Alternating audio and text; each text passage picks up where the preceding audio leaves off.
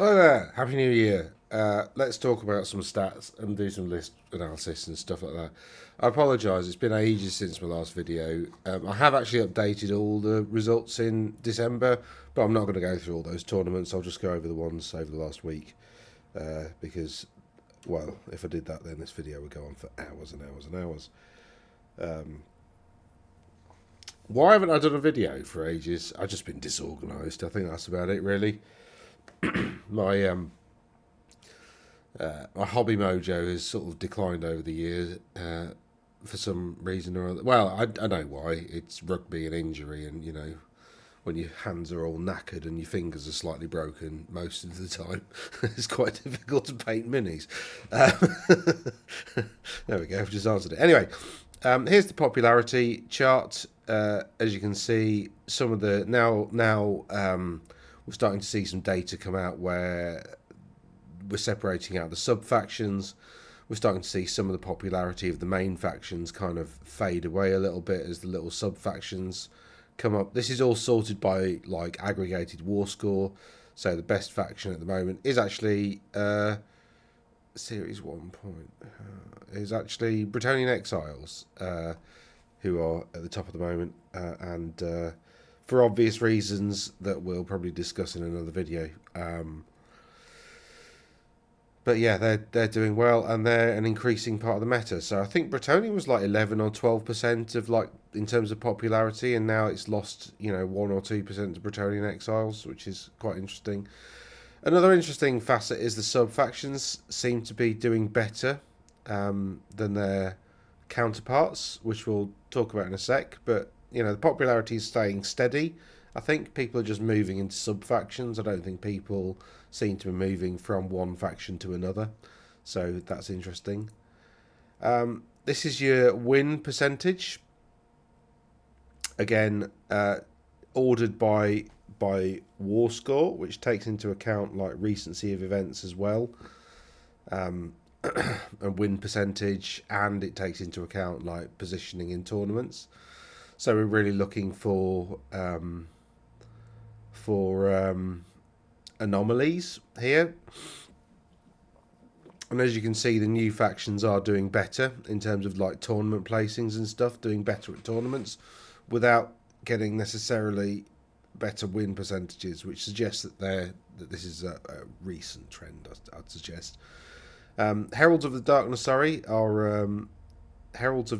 are still... Now, I say that Heralds of Darkness are doing really well. They've had like 2 or 3 tournament results, so like they're that data's a lot of this data at the top end isn't massively accurate because there's not a lot of data really. The only one that I'd say is potentially quite accurate is a Tomb Kings result here. So Tomb Kings, like as like a standard faction, are definitely the best faction at the moment, followed by Bretonnia, Warriors of Chaos, Vampire Counts. These are the factions that you're going to see at the top of tournaments, and Chaos Dwarfs, of course. But these are the factions that you're going to see at the top of tournaments, generally speaking. Dark Elves are having a bit of a resurgency, actually. Dark Elves are doing quite well.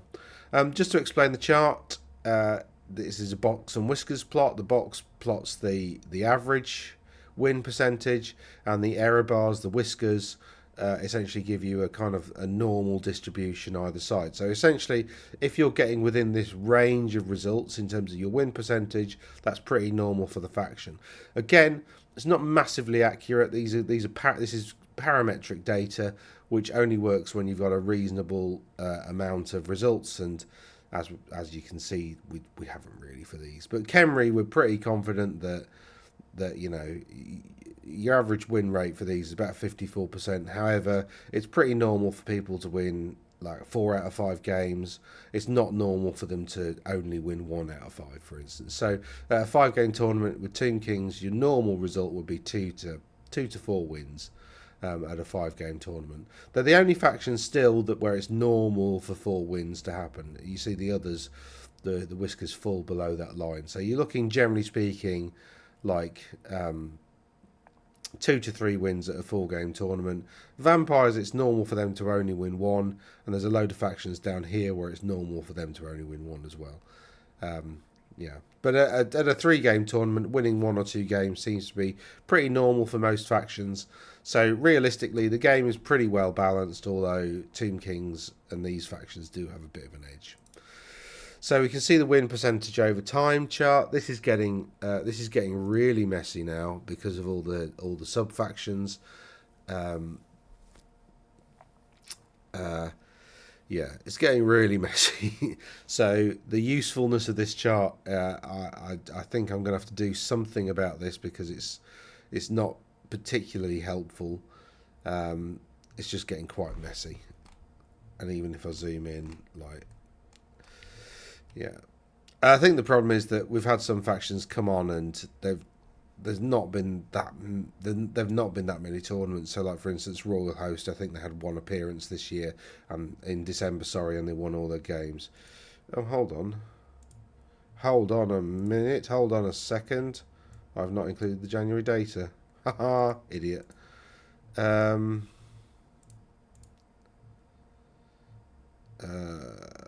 That's not really changed very much, has it? No. Okay. Oh, did I refresh? Oh no, it's not that one I need to refresh, it's that one I need to refresh.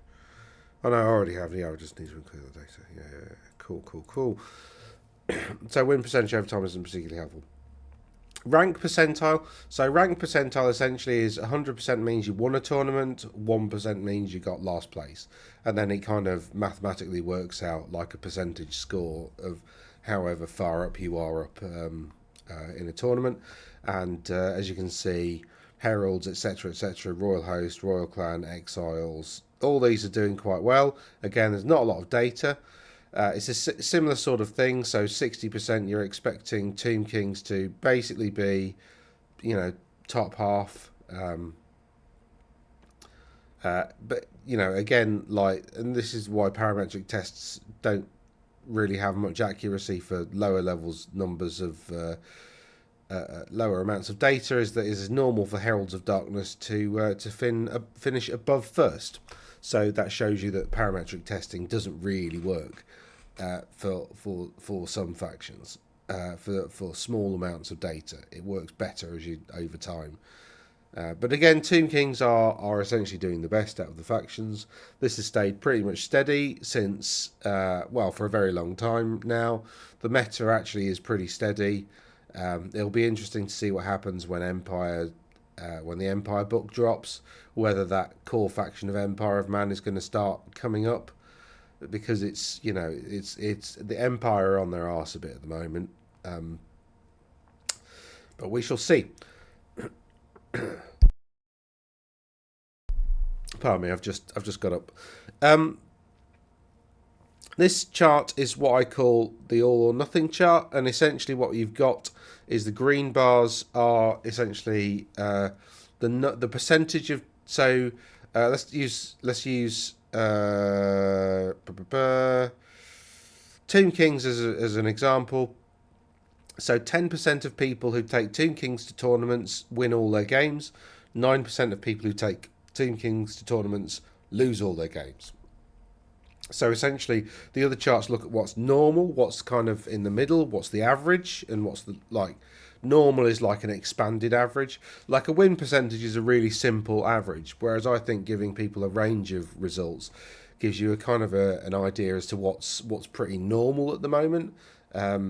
Rather than win percentage in isolation, because you can look at, say, for instance, a 55% win rate against a 45% win rate. Well, you'd say the 55% faction is better, wouldn't you? However, if the range of results for the 55% is much higher than the 45%, then you could say the 45% is a bit more reliable, and therefore there's a lot of yes, the 55% faction is doing better overall, sort of, but also there's a lot of variability in terms of list building within that faction. That means that there's probably a net list that's doing really, really well. that's bringing up the win percentage, whereas actually the vast majority of people playing that faction aren't necessarily doing that well. So, for instance, Troll Horde is a good example here. So it's got in fact, Royal Host is a good example. No, Royal Host is a better example, isn't it? Because if you look at Tomb Kings of Khemri, Royal Clan, Royal Host, Royal Clan. Royal? That's the same thing, isn't it? Oh, have they renamed something?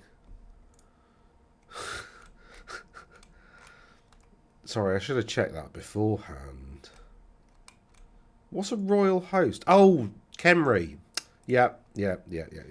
So Royal Host is a really good example in that its win rate is actually better than the Tomb King result. However, as you can see, there's a much bigger swing of results here, which suggests that there is one list that's doing really well, and then there's most people taking Royal Host are doing quite badly. Whereas Tomb Kings, in general, they're just better. It's interesting actually how you're seeing like this kind of these average, because these normal distributions, that they all look pretty much the same. Like all factions seem to be more or less as reliable as each other, which is quite remarkable actually. So the variability in terms of like internal balance within books seems to be the same, with every single book. We'll see as time goes on, as these sub-factions develop and we get more results.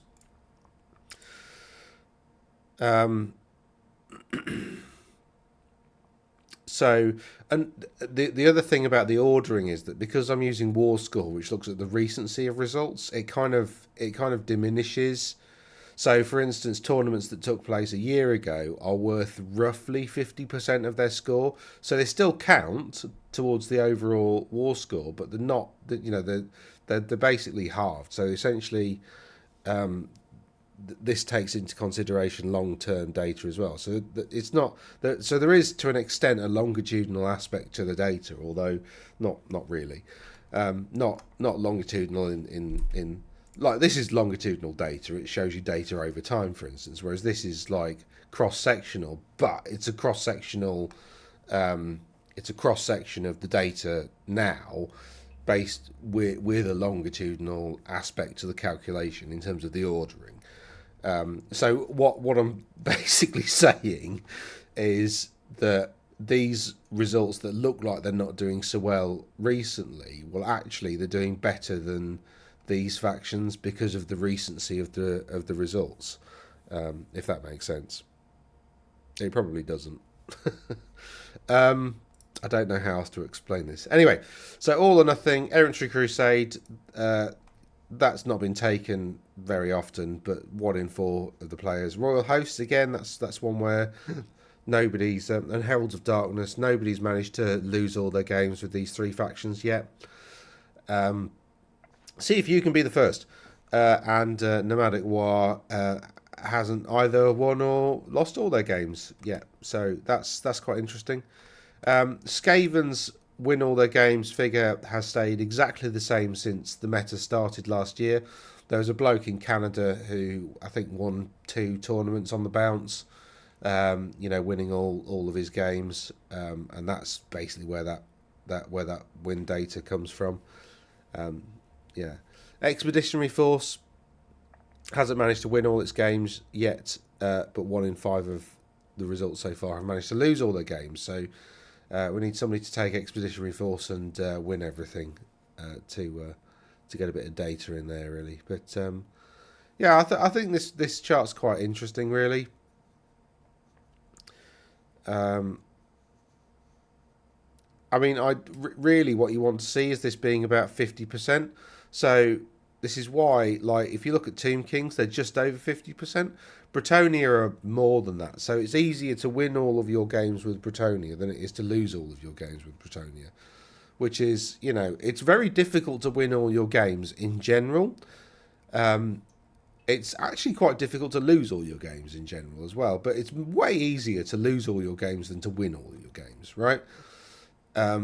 So this, essentially, the factions where the green gets over 50%, there's something unbalanced about these factions. So Vampire Counts, Bretonnia, and Khemri, there's something unbalanced about them.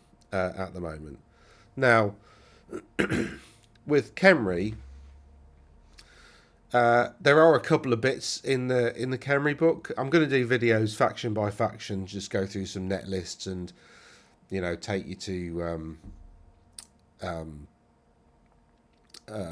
take you through some net lists and also talk about where the faction is now, a year in, because it'll be, I think, February last year was when tournament started. So I'm going to start recording those videos over the next few weeks, and I'll start releasing them in February. Yeah. So yeah, but that's all quite interesting. All quite interesting. And then when it comes to individuals, you can actually go to my website, Malign Musings, and have a look at the individual rankings, the war score here. Don't know why it did that. You can click on it, and it is an Excel, so I think you can get the data yourself. You can download. Can you download the whole spreadsheet? Have I just broken the internet? Or broken my internet anyway?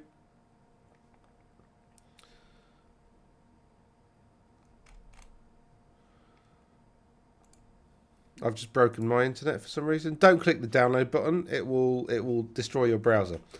Anyway, Phil Carl is still top with Luna Valentine.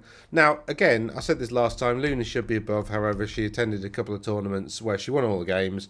And in fact, I think won the tournament. But sadly, the TOs haven't published the data, so I can't access them really. Jack Allen, who's probably top at the UK, and Richie Amphlett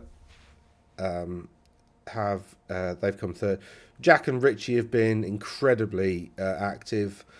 They are helped by essentially. So there's a guy called Rob Symes in Nottingham who's got this wonderful little setup where he runs sort of small to medium sized tournaments, like 20 odd players a time, so you know, nothing massive.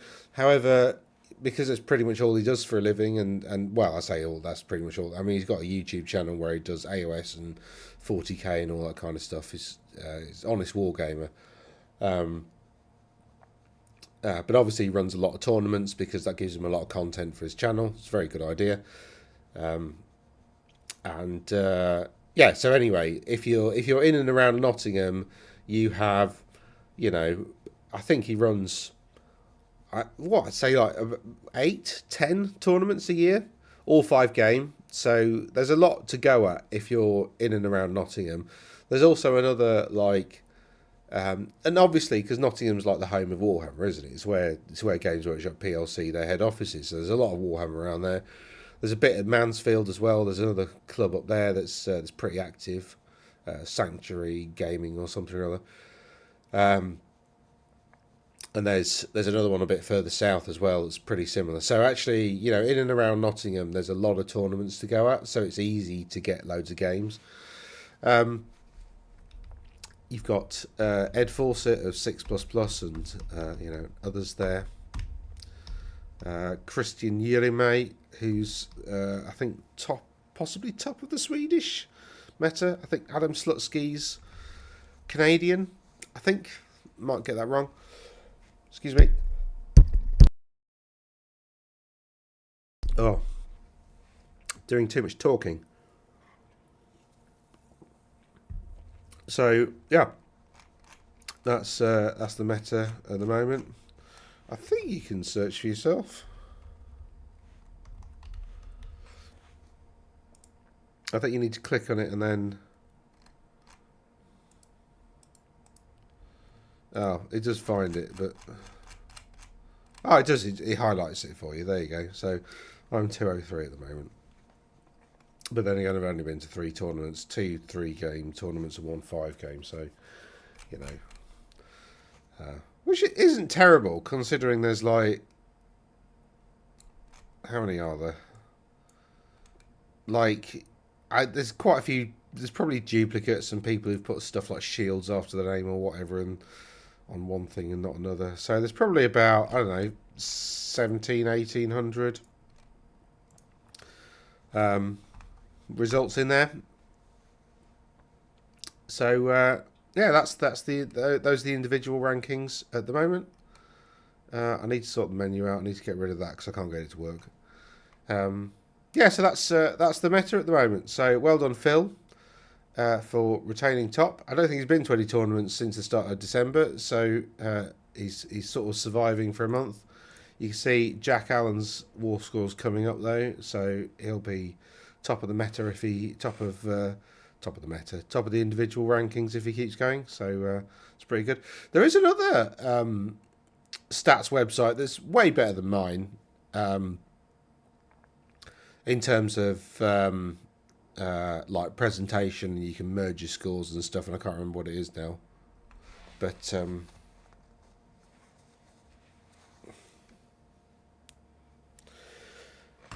yep. Right, so let's have a look at some tournaments, and then that's the vid. So we had Tri-City Slam last weekend in, I guess that's Washington State rather than District of Columbia. I suppose I could just click on it and that would tell me, wouldn't it? Yeah. Is that? Yeah, Washington State, yeah. Right. So congrats to Roger Allcroft, especially for winning a tournament or just winning a game with Dark Elves, really. Then Justin Moat, well done. And Justin Dark Elves getting first and third.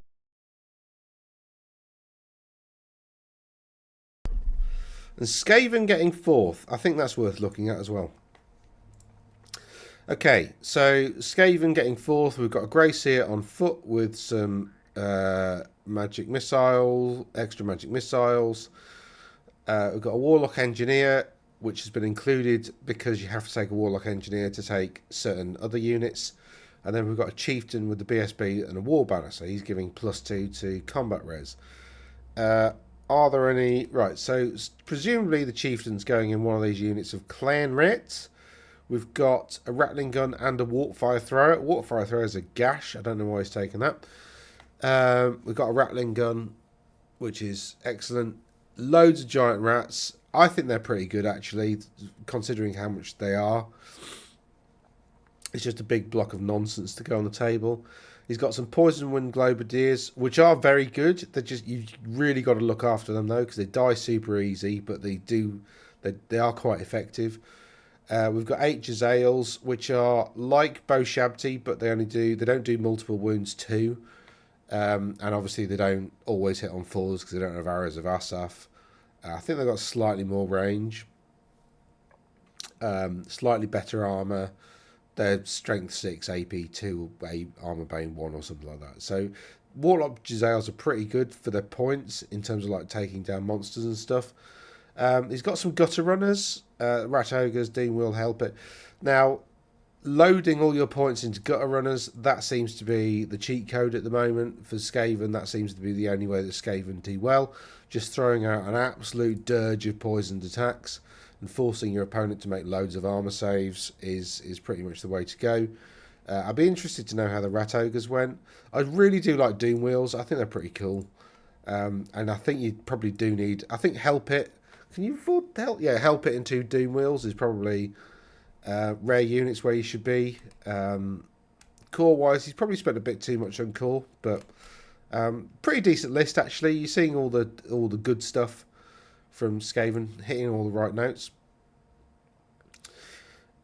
Justin. Did Justin come third? He did. Justin came third with this Dark Elf list. Double Dragon. So we've got Dreadlord on Dragon, Supreme Sorceress on Dragon. You see this a lot with Dark Elves at the moment, the Double Dragon build. It's pretty effective. The Dark Elf Dragon is... the Black Dragon is one of the best in the game, if not the best in the game. In fact, no, I will say it is the best dragon in the game because its Noxious Breath is... Strength 4, no armor saves. Absolutely horrendous. He's got 500 points on core nonsense, which is, you know, pretty decent. He's got a big unit of Blackguards with the Banner of Harganeth. I forget what that does. Is it +1 attack or something? Or +1 to hit? Or Or hatred everybody. No, I think they've already got hatred everybody. That does something. Was it a defensive one? Can't remember. Anyway, it's quite good.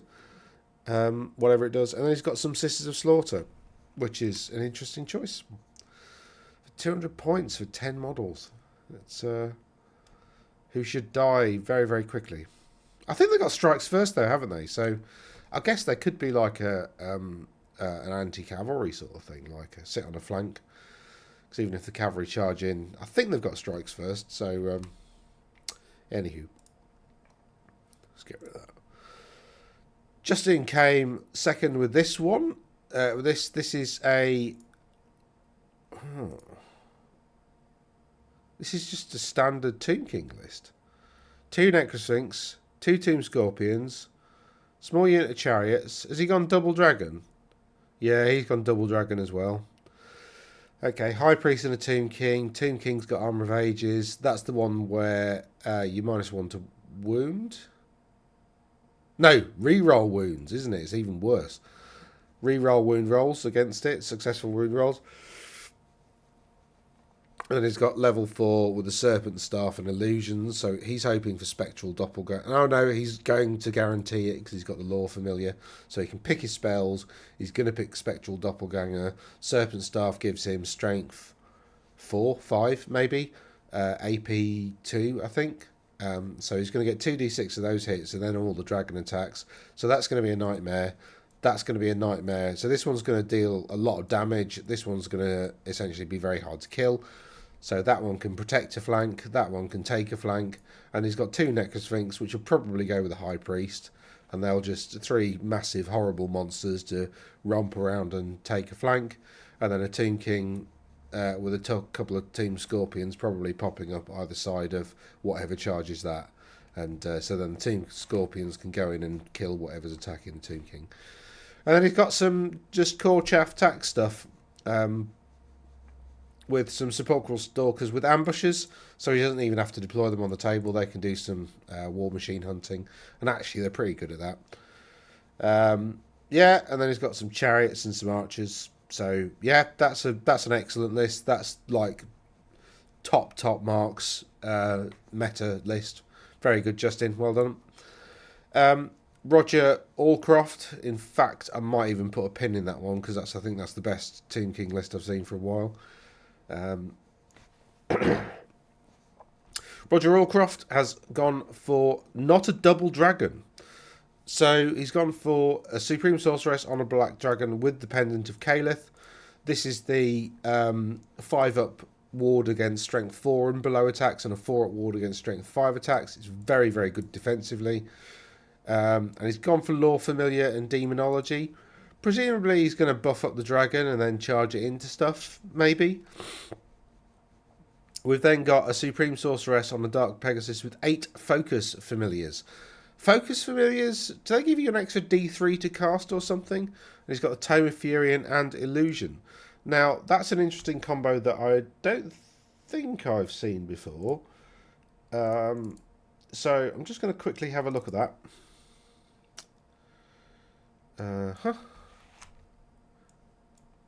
Come along.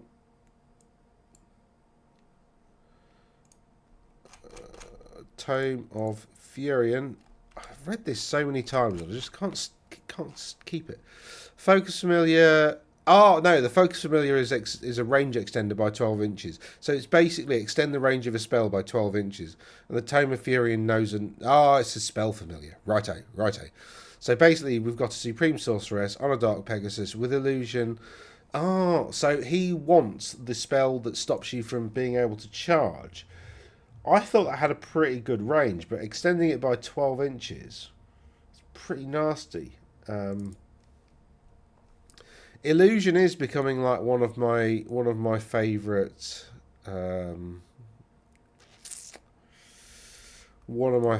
laws because what's he going to want to... Oh no, that's not illusion, is it? That's elementalism, isn't it? I think. Well, don't read that yet, idiot. What's that? That's a self.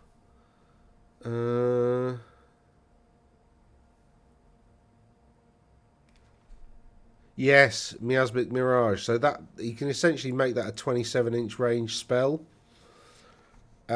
which is pretty good actually. And I think people won't be expecting that really. I don't think. And he can make that a 27-inch spell. So if something's got like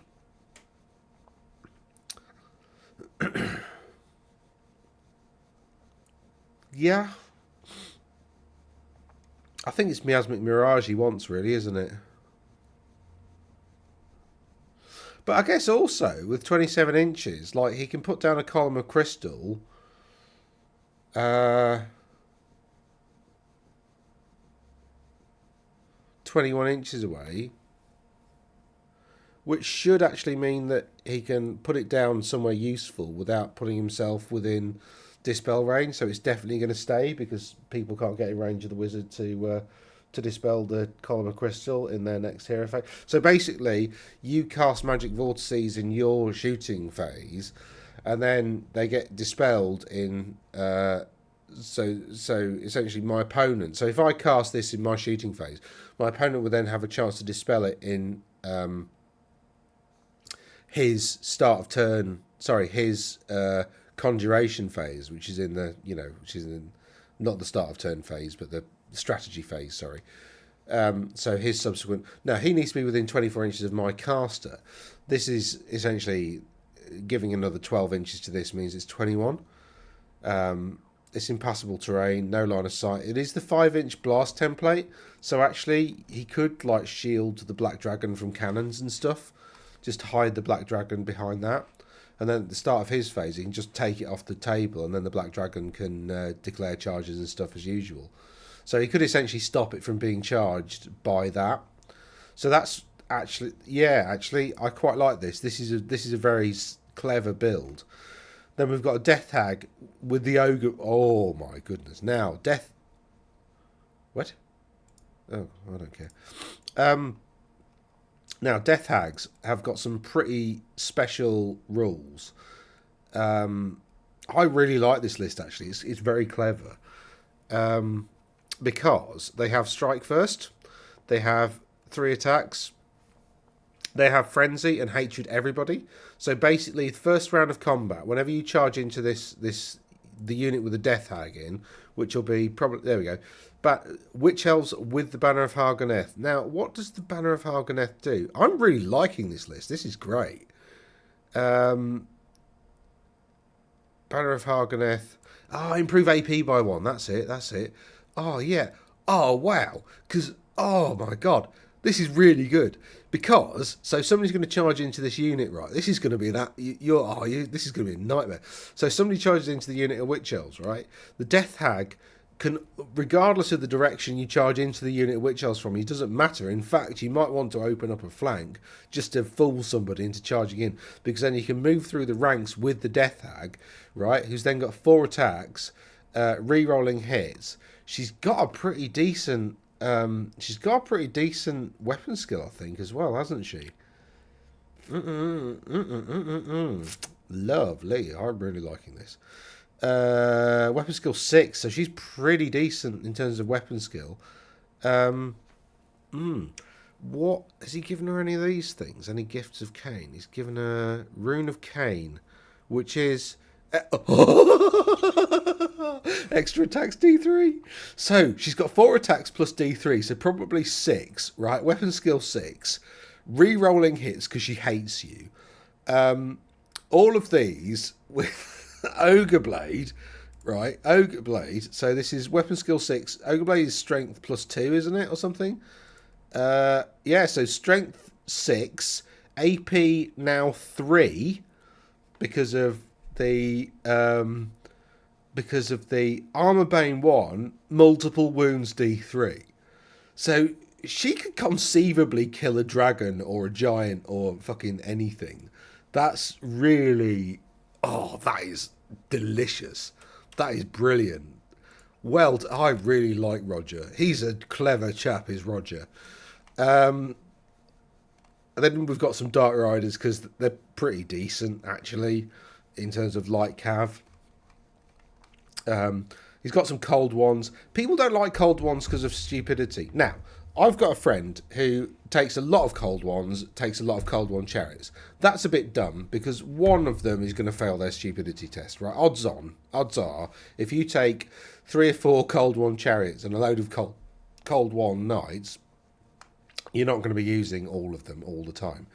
But one unit is fine because they've got leadership 9, so failing their stupidity test is actually quite hard. He's got a Charybdis. I really like Charybdis. I think they're pretty decent in terms of monsters.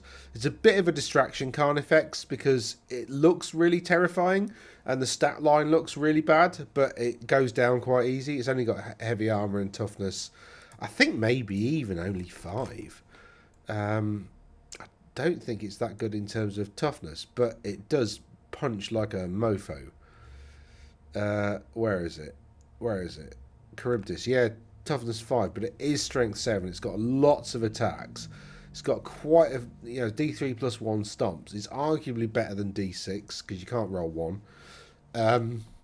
And he's got Abyssal Howl, so it causes terror anyway. So you're -2 to your leadership in combat. So it's pretty nasty. And it's got 1 attack with like this killing blow thing and all that kind of stuff. So it's pretty nasty, and it's got some handlers as well. And handlers are pretty helpful because, actually, are they? Can you just remove? Does that just give them an extra 2 wounds basically? Or I forget how handlers work. I remember them being helpful for some reason, but I can't remember how now. This is a really good list. I'm going to favourite that. This is my net list. I don't think there's anything about that I'd change. Oh, would I want a BSB? I think I'd want a BSB in there. There's not enough points, is there? No, there's not enough points. No, and having the Death Hag. Oh, this is. Oh. Because even if 4 or 5 of them get into combat, it doesn't matter because the Death Hag is going to do so much damage. Unbelievable. She's horrendous. Righto. So well done, Roger, for winning that. With that horrendous list, I'm really not surprised. Okay. Then Gamescape North's 2,000 point took place in California.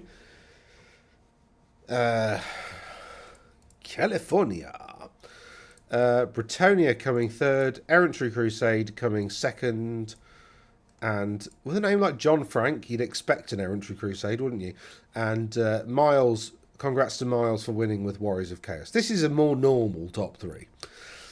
Kingdom of Britannia.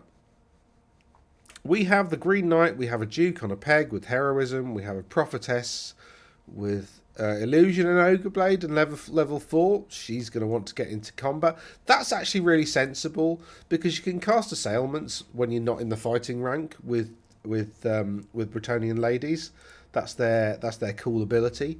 So 2d6 Ogre Blade slaps strength 5 AP2 would be pretty nice, and got Law Familiar to guarantee Spectral Doppelganger. So that's a pretty good choice. She's going to go into a unit and make that unit slap hard. We've then got some Knights Errant. It's not an Errantry Crusade. I wonder why this is the Knights. Maybe it's just cheap. Maybe you didn't want a few more Knights. We've got 9 Knights of the Realm, which presumably the Prophetess goes in there. Maybe. The Duke's on a royal peg, so he'll go with the Pegasus Knights. Only 5 in total with the Duke. You typically see more than that. We've got the Grail Knights as like a carrier for the Falkenhorn of Fredemund, which stops the enemy from flying. This is like a must-take in any Bretonnian list. You've got to have this item because it means that you can fly around with your Pegasus Knights and they can't. It really gives you the upper hand against everybody, really, apart from dwarves to an extent. Then he's got some other sort of core tax stuff. So yeah, that's a pretty good list. It's not the best Britannia list I've seen, but it's still pretty good, and he's done quite very well with it. So well done, Garrett. Coming in second was Jean Franck with his Errantry Crusade list. He's got Duke on a royal peg with Virtue of Heroism. Gauntlet of the Duel means you can't refuse challenges, and Cyrien's Locket. Forget what that does. It's not amazing. We've got a BSB on a barded peg with a gauntlet of the duel again, and the virtue of duty. Interesting. And we've got a prophetess with elementalism. Okay. And then we've got some knights errant. You only need 2 units. It's 1 per 1,000 is the minimum. And then we've got another unit of errant knights, some more knights of the realm. He's giving them all standard bearers. Like, I wouldn't bother giving the knights errant standard bearers, to be honest, because they're just going to die. That's basically 150 victory points you've given away. We've got some questing knights, which are terrible, and we've got some Grail knights with the errantry banner. The virtue of the... Can you give Grail Knight champions virtues? Interesting. And the errantry banner, which is...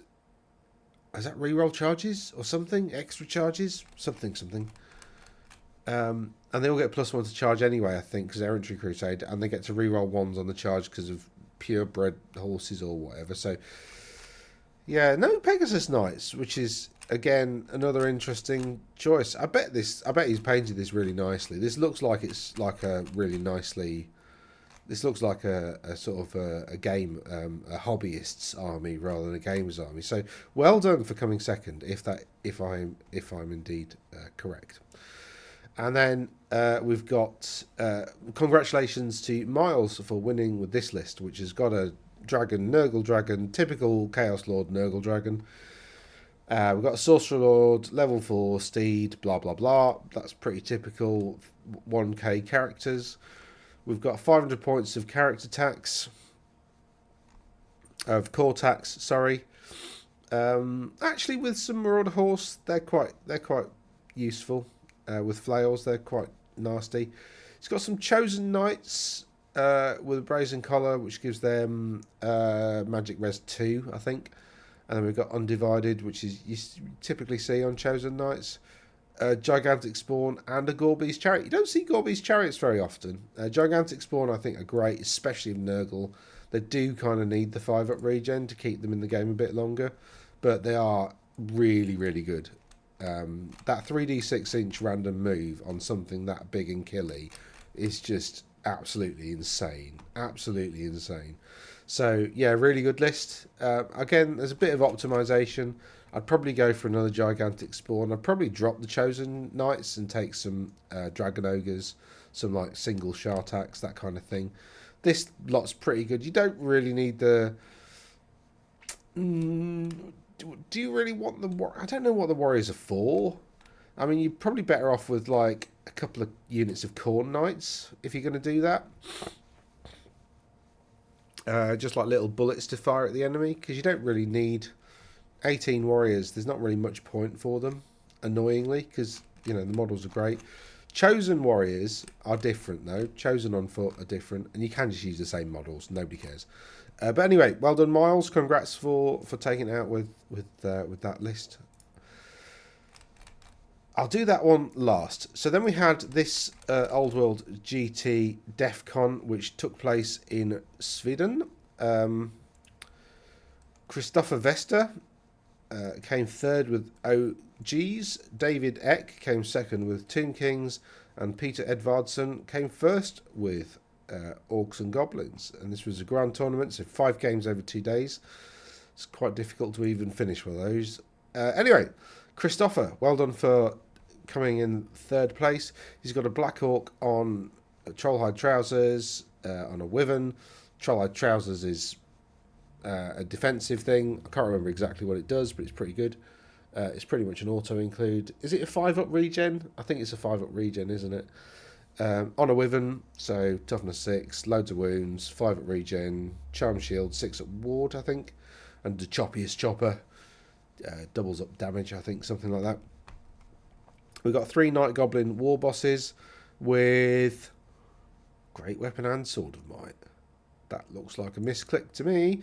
And with a few like minor items. These are Night Goblin war bosses, so guess what's coming. And then we've got an Orc Big Boss, which is the BSB, and a level 4 just on foot, and that's 1,000 points of characters. We've then got some Black Orcs, because we've got a Black Orc boss, so we can take some Black Orcs as core. You've got to take a unit of Black Hawks per Black Hawk boss, so and vice versa. You've got to have a Black Hawk boss per unit of Black Hawks. We've got a unit of Night Goblins, just the one actually. So he's taken 3 war bosses, which allows him to take 3, because you can take 1 unit of Night Goblin mobs per war boss or like wizard or whatever. Only 1 unit though, with three fanatics and the Banner of Iron Resolve, which makes them stubborn, I think. So stubborn Night Goblins with 3 Night Goblin war bosses.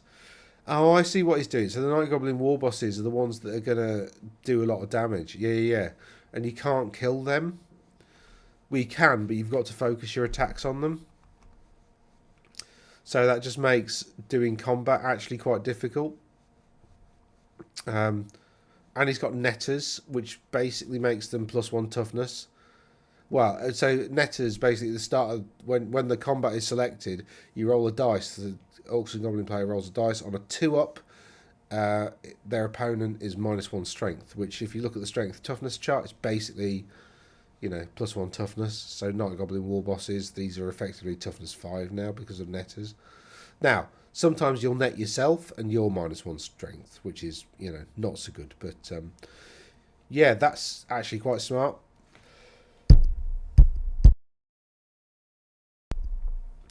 Got a couple of bolt throwers, stone troll mob, which is 1 stone troll. Not sure what that's doing there. Got a mangler squig and a troll hag with there's the talisman of protection. Interesting.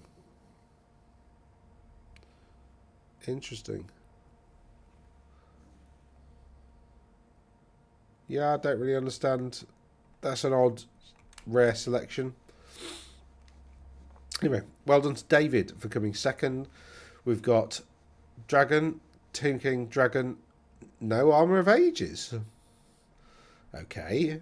Then we've got High Priest on a steed with a ruby ring. We've got some horse archers, horsemen, stalkers, archers. 17. But we haven't got the thing that gives them poisoned attacks. That's okay. Some Boshabti, but only 4. A couple of scorpions, sensible. And then that's a good rare selection. I quite like that. Yeah. But the rest of it, weird. I don't know how that works. I haven't got a clue. And then well done to Peter for coming in top. So he's got Black Hawk War Boss, Talisman of Protection, Trollhead Trousers. This is super defensive now.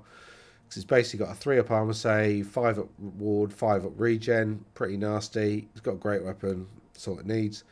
Weird Knob level 4, Night Goblin Odd Knob, and a Big Boss. Big Boss has got a giant cave squig. Got a big unit of Black Hawk mob, which is interesting. Big Raggedy Flag is like a DPS edition thing. Got a Night Goblin mob with 3 fanatics, another Night Goblin mob with 3 fanatics, 2 Doom Divers, one of the best artillery pieces in the game, in my opinion, and a couple of Mangler Squigs, which are pretty good. Now you don't have to move your full 3d6.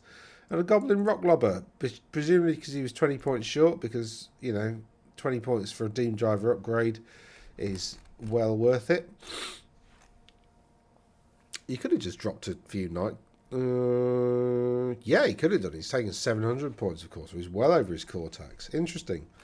Congrats for winning anyway, Peter. It's difficult to do 5 games. I think the last one he drew with Kristofer. Interesting. So then the final one I'm going to talk about, Jack Allen coming top again with Empire of Man again. Jack Cropper came 3rd with Ogres. That's interesting. This is a 3,000 point tournament over 5 games. So this will have been, everybody here would have been a bit knackered by the end of it. Now, did Andy Ransom's there? Richie, oh, interesting. Andy managed to finish above Richie. That's interesting. Cool. Jack came 3rd. So we've got 3,000 points with Ogres. We've got on foot. Yeah, characters on foot is the way to go. Definitely for for Ogre Kingdoms. He's not taking that many characters because again they're not brilliant. We've got a load of little units of saber tusks, which is sensible. Massive unit of iron guts, 15 of them. These are the ones with like cannons. He's got the gut lord with demon slayer scars. He's got the cannibal totem. He's got what's the cannibal totem? Impact hits or something. This is a lookout noblar, which means they're like -1 to hit and shooting or something. Some shoot defense sort of thing. Maybe 6 up ward or something. That's really good. That's going to kick out a lot of attacks, a lot of shooting. I think 1 hit explodes into 2 or something like that, and then the strength 4 and AP 1, whatever. He's got 3 iron blasters, so 3 like mobile cannons, and 2 units of Mornfang Cav are like real super heavy cavalry. They can just tear through almost anything. They're really nasty. Yeah, this is a very competent list. There's nothing in here that I don't like for ogres. Very good. Well done, Jack. Well done, Jack. Stephen Toll came second. He's got the Nurgle Dragon. Obviously, he's got a Sorcerer Lord Nurgle Dragon. Okay. He's got a Sorcerer Lord Tzeentch Chariot thing. So 2 level 4s and a horrible thing that's really quite difficult to kill. Crown of Everlasting Conquest gives him a 5 regen. As well. He's got 4 little units of Forsaken. 3 little units of Marauder Horse with Flails. Some cheap Vanguardy Warhounds to just sort of get in the way, do a bit of war machine hunting and just be a bit of a pain in the arse, really. He's then got a Warpfire Dragon and 2 Nurgle. Yeah, Nurgle Gigantic Spawns. So, yeah, this is a nice list. So he's basically got a triple dragon. So he's got a dragon here, and a dragon down there. He's got a couple of horrible Gigantic Spawns. And lots of actually quite effective chaffy sort of stuff. So all of this is going to be a pain to get through. There's a lot of damage coming out of these 2 Sorcerer Lords. Yeah, Talisman of the Carrion Crow is pretty good, although I forget what it does. That's a 5 up regen, I think, and poisoned attacks, something like that. So, yeah, good list. Well done, Stephen. And then Jack came first with the Ban the Green Knight. Don't ban the Green Knight. The Green Knight's fine. So we've got a general Griffin 2 heads. Yeah. We've got another general on a Griffin. Got a Wizard Lord with Illusion. And 3 Power Scrolls. Presumably because he wants to stop people from charging. That's the spell he's going for. He's gone for Lore Familiar, so you'd expect that to be the case. He's on foot, so yeah. We've got another general on foot with the Dragon Bow and the Ruby Ring, so this is to kick out some range damage. We've got some engineers with grenade launching blunderbusses. This is obviously pre the Arcane Journal. We've got a couple of units of knights, a load of archers, 3 great cannons, 3 hellblasters and a steam tank. This is going to kick out a ton of damage. In fact, there's a ton of damage coming out here with the 3 Empire Engineers as well. So that's going to be a pretty nasty flank to deal with. Presumably that's all just going to cluster together. The Empire Archers are going to be a pain in the other flank. Knights can countercharge when the opportunity arises. And then you've got the Wizard Lord to stop people from charging. This to kick out a bit more range damage. And a couple of Griffins. And he's got a healing potion there, which, and a potion of toughness. So he can give himself D3 toughness and then charge that into like a dragon or something. Yeah, I quite like that actually. That's a pretty nice little build for a general. It's kind of like a counterplay sort of general. Yeah. So yeah, very good. Very good. Well done, Jack, for winning I think. Oh no, that's not the first ever 3000 GT, is there? There was another one. Was there? Hold on.